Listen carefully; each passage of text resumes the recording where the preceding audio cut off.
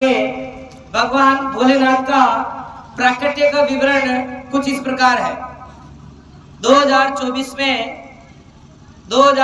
में कमलियास ग्राम में बिल्कुल बारिश नहीं हुई थी और आसपास के सभी गांव में बारिश हुई थी।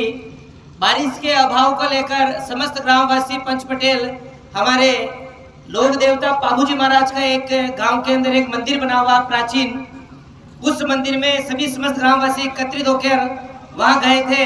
और फिर भगवान ने बाबूजी महाराज के बाबा जी ने भाव के माध्यम से हमें बताया गया था कि हमारी जो चन्नोट, जिसे हम हिंदी भाषा में कहते थे चारागांव भूमि जो घने सघन जंगल में विद्यमान है, उसी जंगल में मुझे ऐसा आभास हो रहा है कि उसी जंगल में भगवान भोलेनाथ धरती में दबे हुए हैं।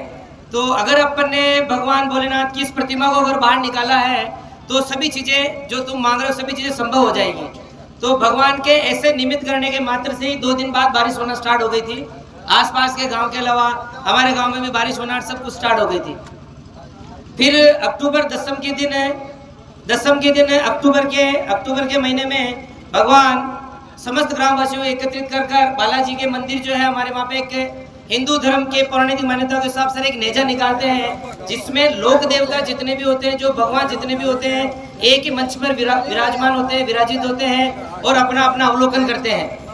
उसी भाव के माध्यम से जब भगवान भोलेनाथ को भाव आ रहा था, मतलब बाबूजी महाराज के बाबा जी को जो भाव आ रहा था, तो भगवान ने बोला था कि जब मैंने आपको बोला था कि गाँव कमलियास में जंगल में माँ धरती की गोद में शिवलिंग दबा हुआ है, तब मैंने आपको ये बोला था, आपने स्वार्थ हेतु आपका काम करवा लिया, मेरा काम नहीं किया।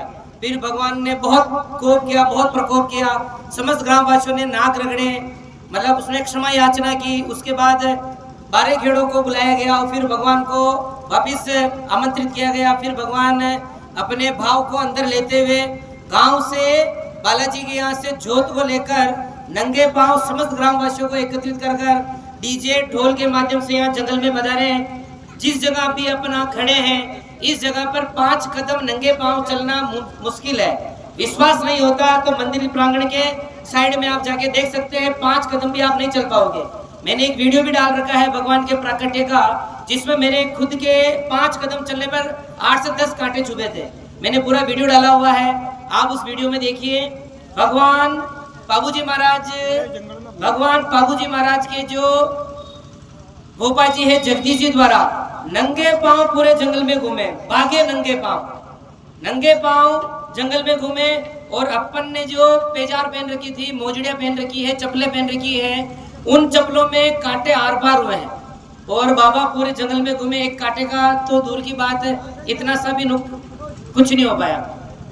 फिर भगवान को जिस तरीके से सपना या सरोदा आता गया, जगह जगह उन्होंने खड्डे करवाए।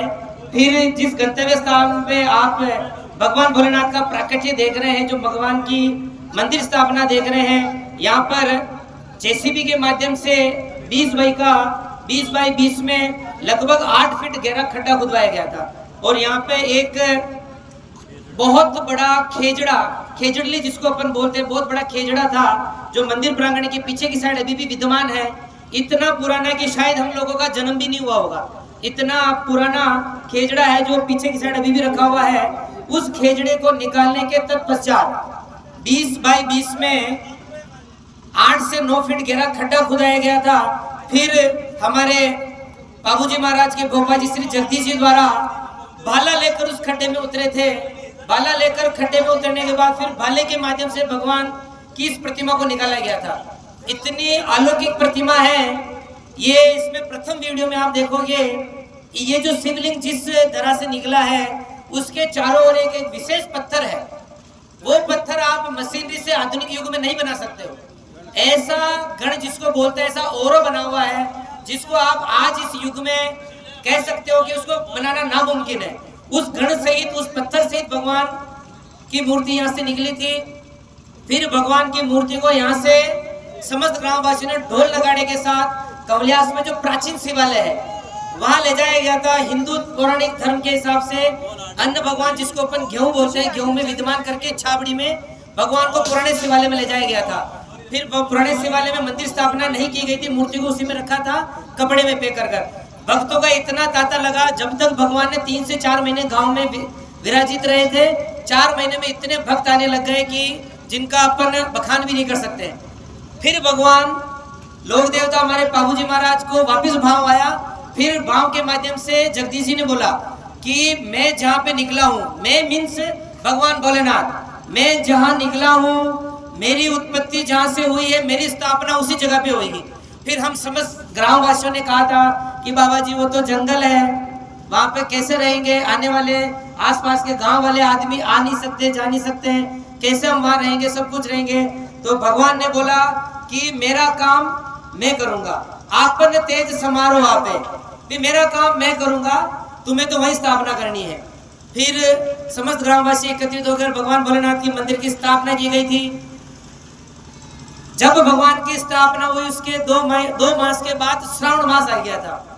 भगवान की लीला थी, लीला इतनी अपरंपार थी कि श्रावण मास में भगवान आप जैसे दानदाताओं और आप जैसे श्रोतागण और आप जैसे भक्तों द्वारा जो हमें लगभग दान राशि मिली थी 1 महीने में, वो लगभग थी 70 लाख रुपए। 1 ही महीने में 70 लाख रुपए के आसपास हमें राशि मिली थी। और उससे पहले हमें जो प्रथम वर्ष में जब हमने भगवान की स्थापना की थी, उस मंथ में हमें मिली थी लगभग 40 से 50 लाख रुपए। ठीक है, वो राशि मिलती गई। भगवान ने अपना काम करना स्टार्ट किया और बोबा जी हमारे बीच ही विद्यमान है, अभी यही है। पैसों का अंबार बनना स्टार्ट हुआ आप सभी के माध्यम से। फिर हम सब ने ठानी है आप लोगों के माध्यम से एक भव्य मंदिर बनाएंगे, क्योंकि मैं आपको बताना चाह रहा हूँ कि हिंदू पौराणिक ग्रंथों के हिसाब से पूरे ब्रह्मांड में, पूरे विश्व भर में 12 ज्योतिर्लिंग है जो भगवान शिव शंकर भोलेनाथ के मूर्त रूप है। 12 ज्योतिर्लिंग है। 12 ही ज्योतिर्लिंग को मानव द्वारा नहीं बनाया गया है, जिसकी स्थापना मनुष्य ने नहीं की है। कहीं ना कहीं भगवान का हाथ रहा है। जैसे रामेश्वरम खुद भगवान श्री राम ने बनाया है, परशुराम ने बनाए हैं। ऐसे 12 ही ज्योतिर्लिंग भगवान द्वारा बनाए गए। उसका विवरण भी है कि सोमनाथ सौराष्ट्र में, काशी में विश्वेश, महाकाल उज्जैन में, शिवालय में घुष्मेश, भीमा शंकर डाकणी सेतु बदरामेश, त्र्यंबकम गोमती तीर्वर दारुकम नागेश, मल्लिकार्जुन सरोवर पर, हिमगिरी पर, केदार चित्त भूमि के स्थान पर भगवान ओंकारेश्वर, मंगलेश्वर, रहतेश्वर नाम 12 ज्योतिर्लिंग को सदा करो मैं प्रणाम। ये हमारे 11 ज्योतिर्लिंग है। ठीक है, उसके बाद जो ज्योतिर्लिंग के रूप में मैं आज इस मंच के माध्यम से आप सबके बीच में बता रहा हूँ कि 12वें ज्योतिर्लिंग के रूप में जो विद्यमान होगा वो ज्योतिर्लिंग रहेगा त्रिदेव महादेव कमल्यास के नाम से।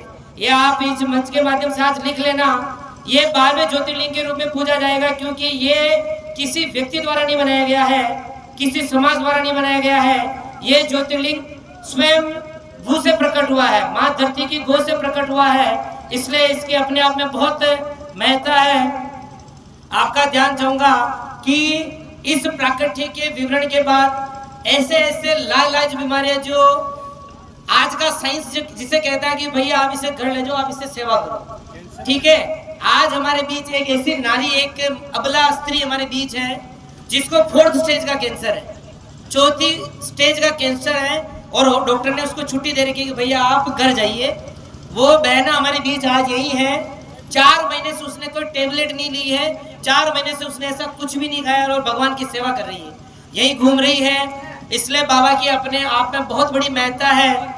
और आपको मैं बता देता हूँ, जब यह शिवलिंग की यहाँ पे स्थापना की गई थी तो ये भगवान भोलेनाथ की मूर्ति को जो गांव में स्थापित किया गया था, तो आदमियों की आस्था ऐसी बढ़ गई थी कि भी आ रहे जा रहे यहाँ धोख देना। जब स्थापना नहीं की गई थी तो हमारे बाबा जी द्वारा एक पत्थर नाम को ही शिवलिंग के रूप में यहाँ स्थापित किया गया था।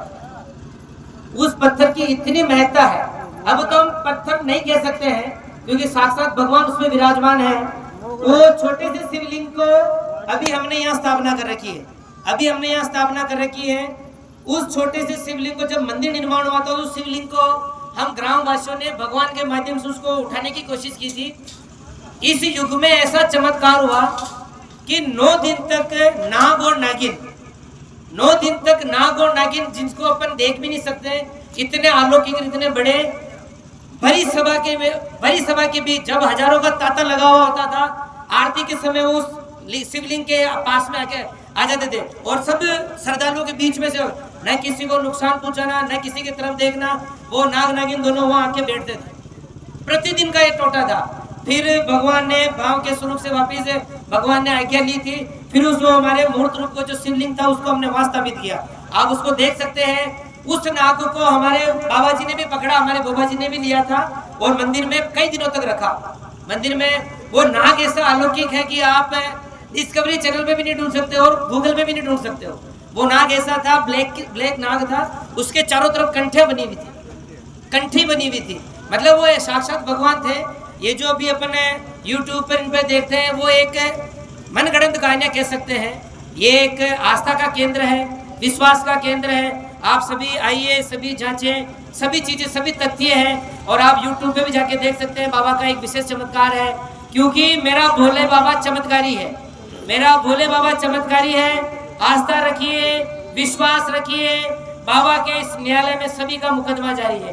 बोले त्रिदेव सरकार की, बोले त्रिदेव सरकार की।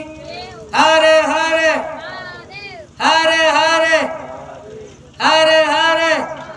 अगर हाथ खड़े करके अगर अपन जयकारा लगाते हैं ना, हाथ खड़े करके जयकारा लगाते हैं, तो मेरा दावा है कि भोले बाबा के दरबार में अगर आपने हाथ खड़े कर लिए तो किसी के आगे आपको हाथ फैलाने की जरूरत नहीं पड़ेगी। आप नाम लोगे, नाम मात्र से आपका काम हो जाएगा। इसी के साथ एक बार हाथ खड़े करके बोले त्रिदेव सरकार की, बोले त्रिदेव सरकार की। अब हाथ